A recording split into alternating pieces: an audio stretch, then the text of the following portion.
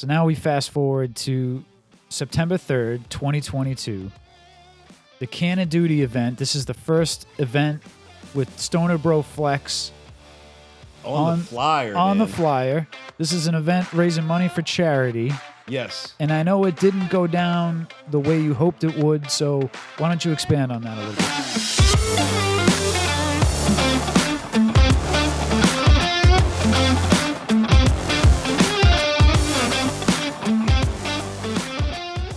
All right, so yeah, I got partnered up with somebody that's unimportant. I'm not even going to name them. We come together to do this event called Cann of Duty, mixing cannabis and paintball. With the proceeds, portion of the proceeds going to a charity, and we had chosen Peer Support Space, which is an awesome charity based out of Orlando area. And it's for people 18 and over that have been affected by mental health. And what these guys do, they basically just help broken people that have been forgotten, slip through the cracks of society. And they help those people get back on their feet. And it's a beautiful charity that they have going on over there. So I was glad that we were able to do that for them.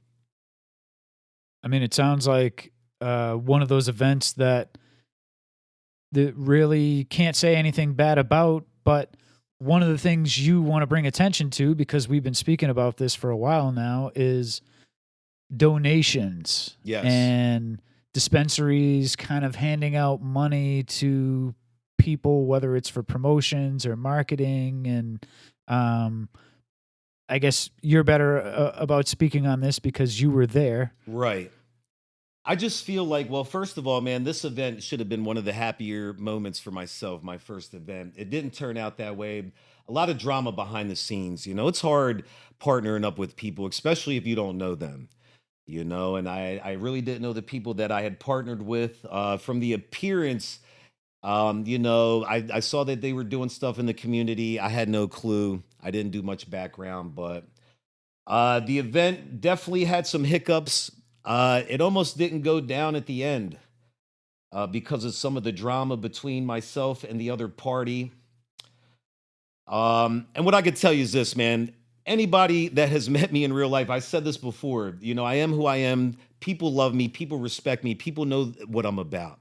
All right. So I know while it might appear that drama follows me here and there, you know, I try to equate that because, you know, even Red Eye asked that one time, like, yo, Flex, man, you know, the sunshine, the stone, like what's going on? And the only thing that I could really equate it to is that I feel anybody that is on top of their game, anybody that is doing something above the rest, anybody that is putting out high quality work, anybody that has all eyes on them, they're going to get some type of negative attention.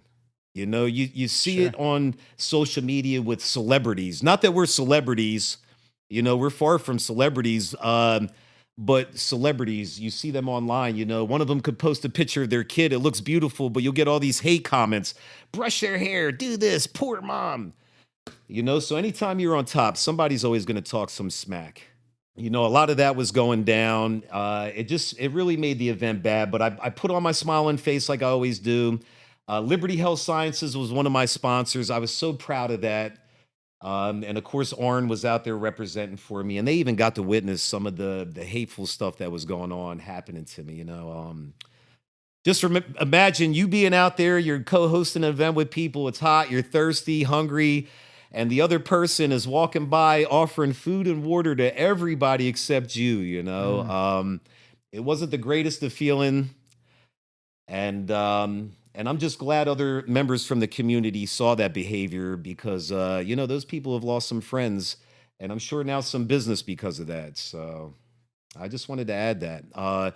That event was one of the biggest lessons for me for this year because it essentially made me quit on the community.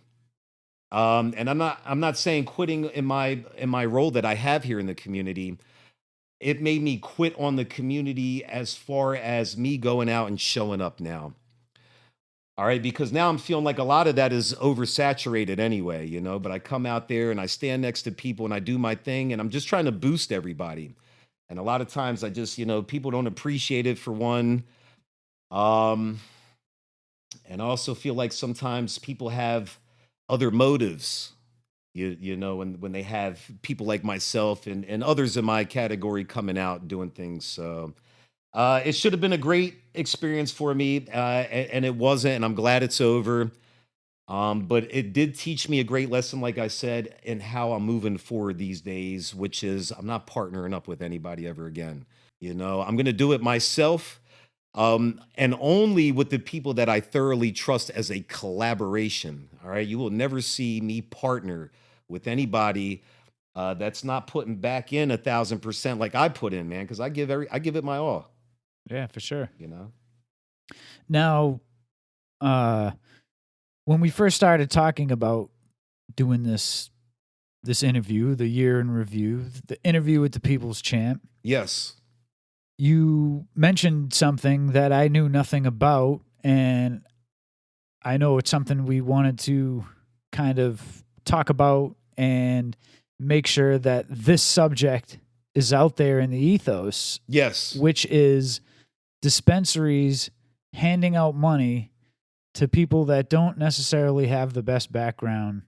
Yes. Is that something you can speak more on? I definitely want to speak on that. You know, I represent dispensaries here.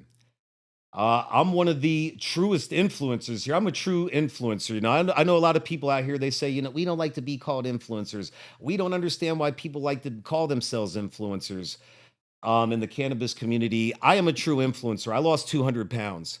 You know, when you have messages from people telling them that you saved their lives, or when I give people advice on addictions, you know, we have people out here trying to just survive day to day, you know. So when I have people sending me messages telling me how much I've impacted their lives, I am an influencer. So I call myself an influencer.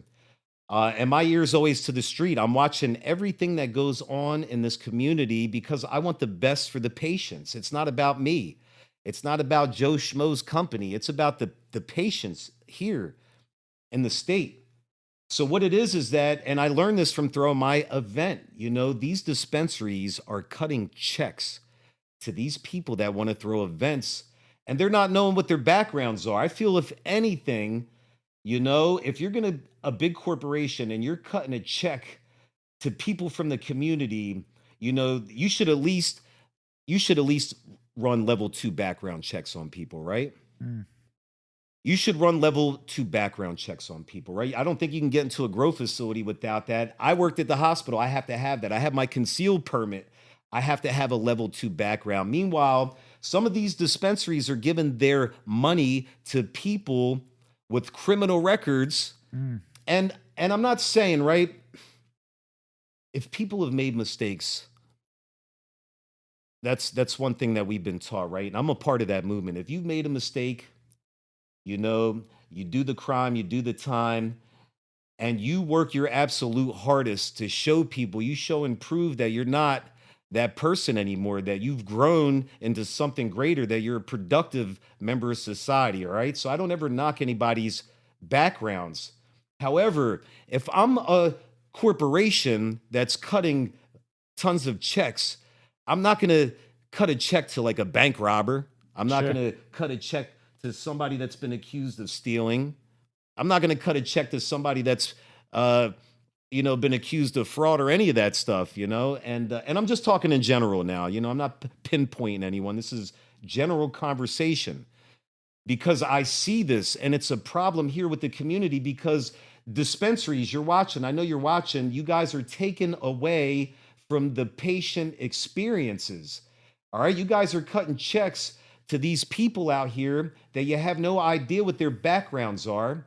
And now they're using your money to host these events.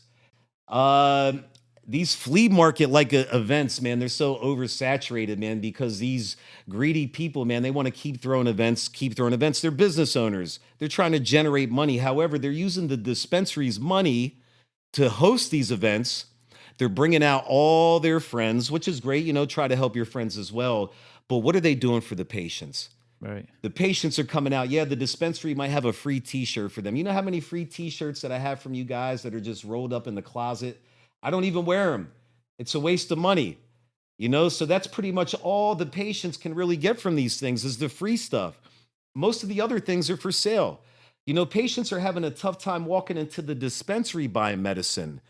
They don't have the money to walk around these little flea market swap markets um, to buy illegal medicine. You know what I mean? That's not even high quality. Right. And I just have an issue with that. And for the dispensaries that are watching right now, I challenge you guys to do something different. So instead of giving the money out to these people who might not have the best intentions, because you got to think they're using dispensary money. Now they're bringing on their friends peddling their garbage. And not just that, but they also have their own business out there, so that they're making money on top of that. And then how much of that truly goes back to charity is the other question. Right. And how much are they really checking to see how much is really being made and invested? So that's, I just wanted to talk about that. I challenge the dispensaries to host their own events.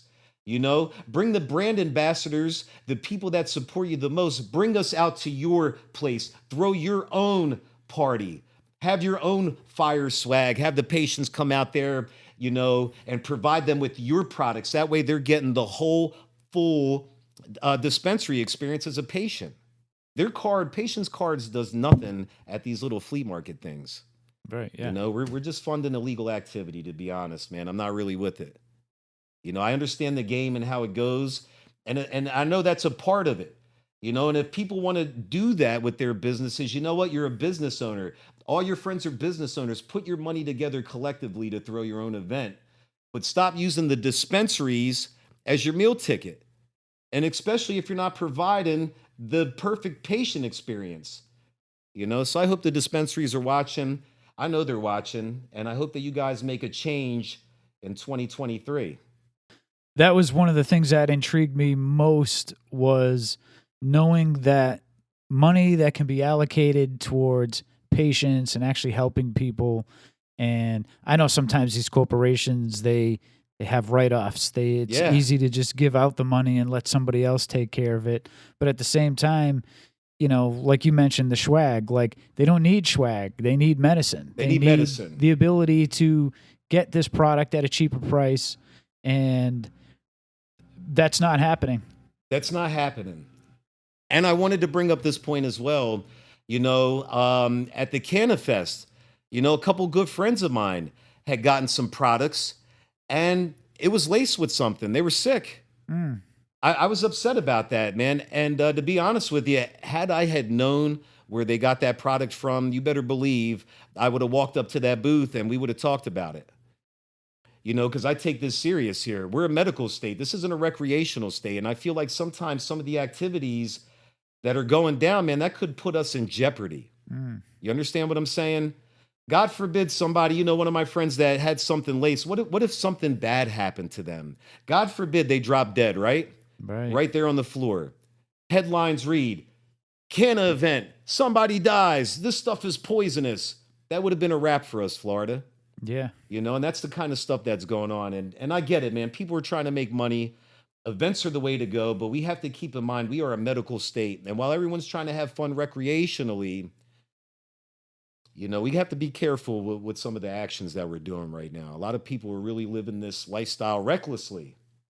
And it's gonna put a lot of us in danger, I feel like. That's what the government wants too, the powers that be. They want these stories where they can flex their power and say, look, see, this is what happens when it's the Wild West. And like I said, at very best, a level 2 background check. And that's the other thing, right? Coming back, you asked how I felt. When I first came back to the scene, it was a cold feeling. And some people try to throw dirt on my name as well, and that's why I'm happy to flash, my level 2 background clearance, because I know I'm good to go. Right. You can't work at the hospital with patients unless you're a level 2 background. But whereas some of these people that the dispensaries are giving money to, you look at some of their backgrounds, assault with a hammer, grand theft 20,000, whatever the case may be. Some of these people out here, child abuse, like. These dispensaries really need to do some background searches on the people that they're giving their money out to above anything else moving forward. All right. If they're not going to make the change and say, hey, we're going to bring the events and the patients back to our building, at the very best, they need to do background checks on the people that they're dealing with. That way we can weed out the scumbags in this community, because there's a lot of them here. And Weirdro TV, if the word gets out, certain dispensaries aren't acting accordingly, then maybe we'll start putting out more content and naming names, airing out some of these dispensaries and getting them to change their practices. You know, and I'm not opposed to that. You know, I don't like bashing people. You know, I'm not a malicious person. And I think that shows even by my profession. You know, I'm here to help people. I love people. I didn't have love growing up. I didn't have a family, you know. I was abused. You know, I didn't have a mom and dad. So I look at the people for love. I love people. You know, I would have never made it this far in life if I didn't have somebody that loved me and brought me back to life. And so I get a little emotional when I say that, but that's my purpose here. And I just feel like, man, I've been kicked while I've been down. I've had dirt thrown on my name. You know, most people probably would have disappeared for good. I'm just, you know, I'm not that dude. You know, I've been through way worse in life. Trust me, man, I shouldn't even be alive right now.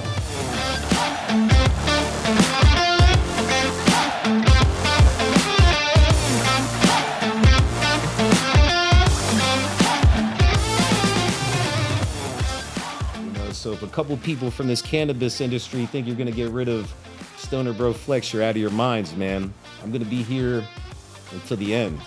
That's right. You know? That's right.